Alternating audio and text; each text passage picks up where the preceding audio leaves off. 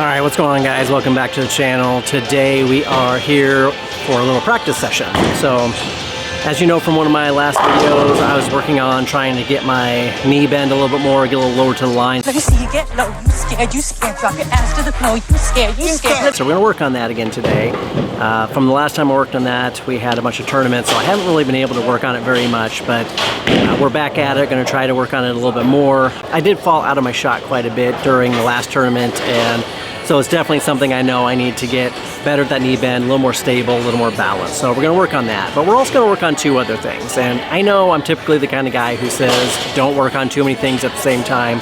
But the other things I'm going to work on really aren't going to impact my practice on actually getting down to the line, because getting down to the line is what I'm going to do while I'm throwing the ball. But what I want to also work on is what I like to do in a practice session that's going to help you if you have a house shot to actually try to get better for a sport shot. So if you're bowling somewhere where they're not laying down a sport shot for you, but you want to get better, obviously it's best to actually practice on a sport shot, but if you don't have access to that, two of the biggest things that you want to focus on are, number one, really playing in an area that is uncomfortable to you. Like the back of a Volkswagen? So if you're playing on a short pattern, you're likely going to be playing way outside, close to the gutter, maybe throwing a urethane ball. And on long patterns, oftentimes the lanes break down to the point where you're standing way to the left. You know, my zone of comfort is standing between 20 to 25 on a house shot, throwing between maybe 12 and 16 out to about 7 or 8.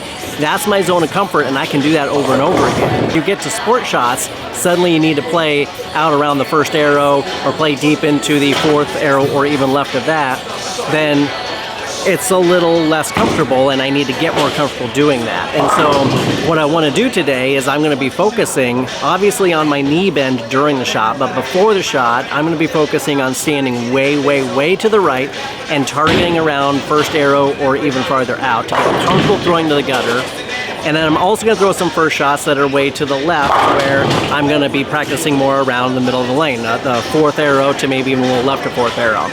I don't care about strikes, I don't care about my score. In fact, I'm hoping I don't strike, because the second thing that you can really do to improve your scores on a sport shot is to be better at picking up your spares. And on a house shot, you are likely, because you've got so much miss room, you're likely going to be striking more than you're not striking. And when you're not striking, you're going to be leaving 10 pins, maybe swisher 7s, maybe stone 8s or 9s. Maybe you'll go a little high, leave a 4-pin. A lot of single pin spares. Not to say you're not going to leave other things. You're not going to leave, it's not like you're not going to leave a 3-6-9 or leave a bucket, but those are going to be pretty infrequent. But when you bowl on a sport shot, those are a lot more frequent. And so you need to get used to throwing all kinds of different spares. So by throwing these kind of crazy lines on my first ball, I'm going to be less often probably hitting the pocket today, which is good because, again, I'm focusing on hitting my mark. Did I hit my mark on my first ball? And then whatever crazy thing I leave, I'm going to practice shooting at that spare. Now, I love spare shooting practice and just hitting 10 pin after 10 pin after 10 pin, and then move into the 6 and move over to the 4, move over to the 7. I love doing that in repetition because you want to build that muscle memory. But at times, you need to be able to also change it up, because you're not leaving 10 pin after 10 pin after 10 pin after 10 pin. You're usually leaving a 10 pin, and then you're striking, and then a 4 pin, and then a bucket, and then maybe another 10 pin. So you're kind of going all over the place, and you need to be able to move around and still be comfortable shooting those shots. I've always said that if I were to shoot 100 10 pins in a row, I'm probably going to pick up 97 of them. But if I shoot 110 pins over the course of multiple weeks, I might only pick up 90 of them instead of 97, because my shoulders are different as I'm shooting different spares and shooting my first balls, that you don't get locked in on hitting that 7 over and over and over again. So it's good to be able to practice not doing it over and over, but spreading it out and shooting all kinds of different spares, and that's what today's practice is going to be for. So we're going to give that a shot, see how it goes. So if you could, please hit that subscribe button, greatly appreciate it. Hit that like button as well, that helps us out. Otherwise, I hope you enjoy the video.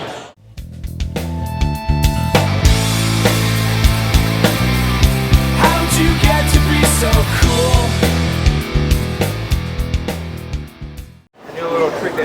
These lanes are really, these approaches are really tacky because it's been raining out, so this is going to be interesting.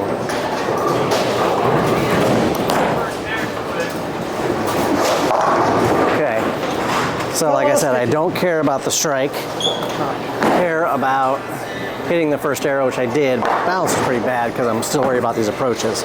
but it leaves me a 3-pin. So it gives me good practice at throwing straight. I could hook at this because this is going to be somewhat of a dried up out shot, but I don't want to hook at it. I'm practicing for sport shots. First shot's Just like that. Knee down.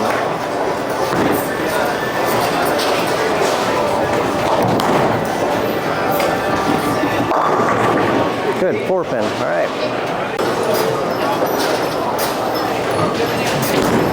Just like that. Holy moly.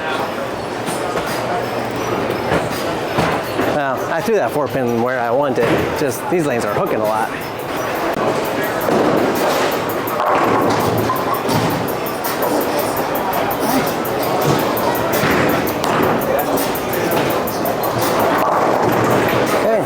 Flick spin, good.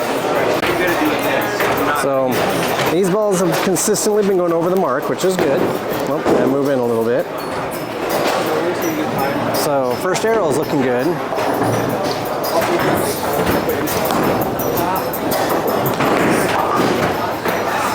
Again, do not care about striking. It's going to go high because the outside's hooking. I don't care about that. I care about first arrow.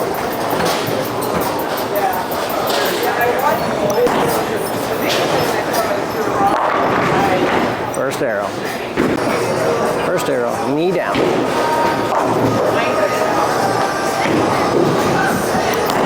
Right there. Okay, good. All right, I think I need more practice on the 7th inside.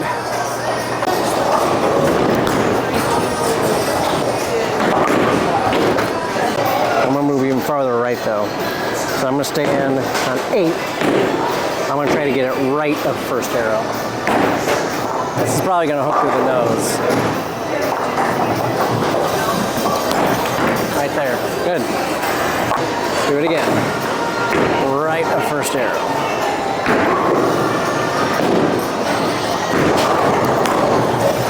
Good, right of first arrow.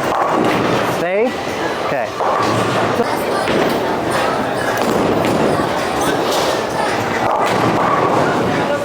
Move up a little bit just so you can see what it is I'm shooting spares of. Still see the arrows. Alright, one more time out here. I feel like I got the outside. I practiced this a lot, so I feel pretty good here.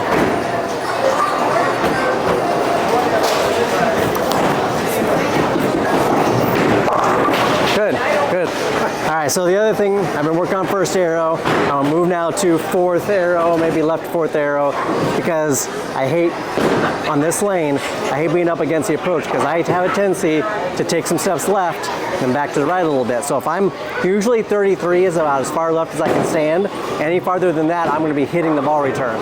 So I'm gonna stand farther left than that, work on what it feels like to have that ball return right up against my leg and try to walk a little more straight because I need to get used to being this far left.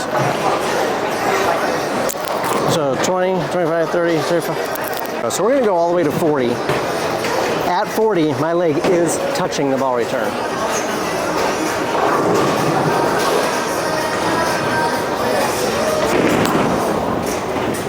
Again, I don't care what the ball is doing. I don't care about the strike. I care about what this feels like.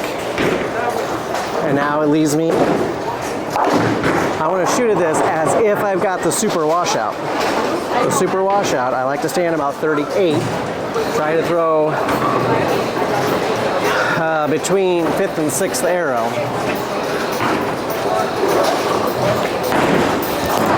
Right there. That's where I like to be for a super washout.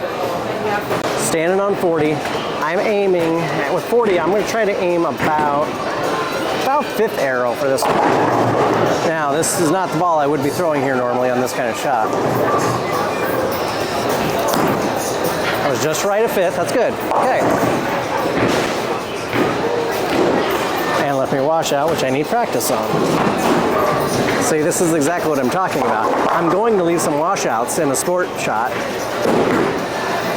I need to practice picking up washouts. So I was able to successfully practice standing against the ball return, practice keeping my knee down, practice shooting over fifth arrow, or just right of fifth arrow, and it left me a spare that I need practice on.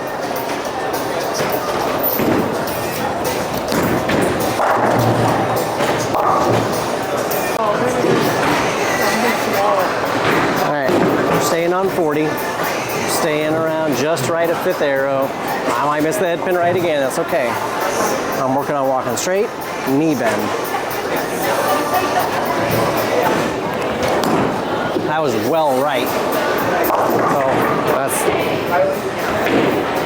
So that shows you what I need to work on, because of that, it caused me to push that ball out farther right than I wanted. All right, fifth arrow, come on.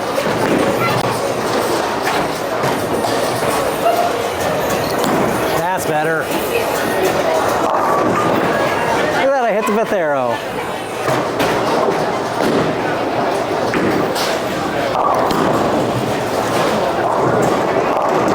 Hit the fifth arrow.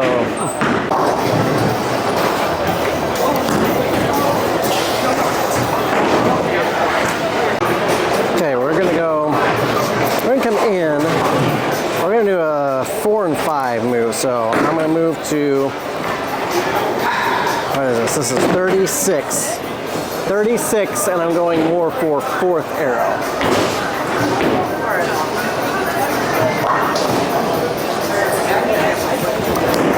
That was close to fourth. I was a little right. Now, this is a spare that I would not normally throw straight, even in a sport shot. But the problem is, practicing hooking at this, it's going to be, you're going to have to go at it differently depending on what the sport shot pattern is. So there's not a good way to practice this hooking at it for sport shots. So I can practice hooking at it on this shot, or I can just pretend like I'm going for the 2-pin alone and trying to hit it dead on, going more straight. Just like that. I don't care about the back pin. All right, we're gonna stick around 30, what did I say, 36. 36 going for fourth arrow.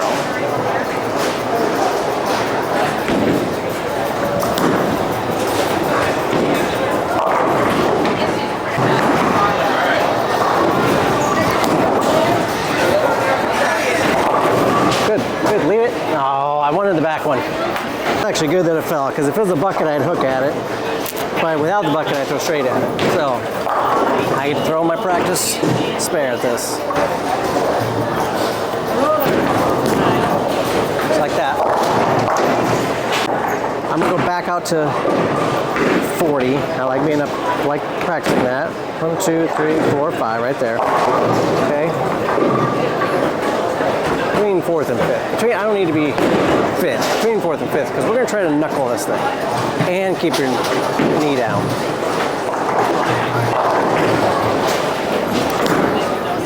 Like that.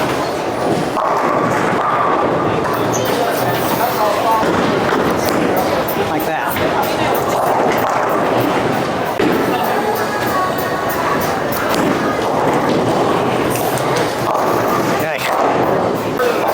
The old spare ball. You know, I'm throwing the urethane on spares. Try a spare ball.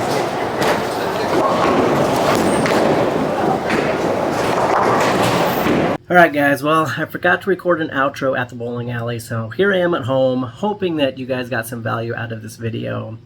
The main thing I wanted you guys to get out of this is that yes, it's best if you can practice on a sport shot pattern, whether that's in a league or a sweeper, or if they happen to lay down something for a practice. But if you don't have access to that and all you really can get is whatever's left over on a house shot, that's fine. You can still use these drills to try to work on certain skills to improve your ability on different types of sport shots. So you can see that in today's video, the main things I was practicing is trying to play straight up the boards as close to the gutter as I can, as well as playing super deep. You'll notice that I was not trying to strike. I was not going for score. I wasn't trying to strike. In fact, I was hoping I didn't strike because I also wanted to practice some whatever spares it was going to leave me. I very easily could have, flattened my wrist or done things a little bit differently when I was playing far to the right and trying to play up the boards. I was already throwing a plastic ball as it was. I could have thrown the ball differently to try to strike, but that wasn't what I was going for in this practice. I really wanted to try to just consistently hit that mark around first arrow or even right of first arrow. And I was able to do that consistently, even though the ball was going high every single shot, which I was okay with. When I moved deep, I could have brought other equipment with me that was going to hook a lot more in the oil. It was going to be a lot better for that type of line, but again, I wasn't going for strikes. I was just going for, could I hit the mark? It's a great way to go out and just practice hitting specific marks, leaving whatever it leaves you, and then trying to pick up those spares. So hopefully you got some value out of this video. If you did like it, go ahead and hit that subscribe button and hit that like button if you would for me. I greatly appreciate it. Otherwise, we'll see you at the next video.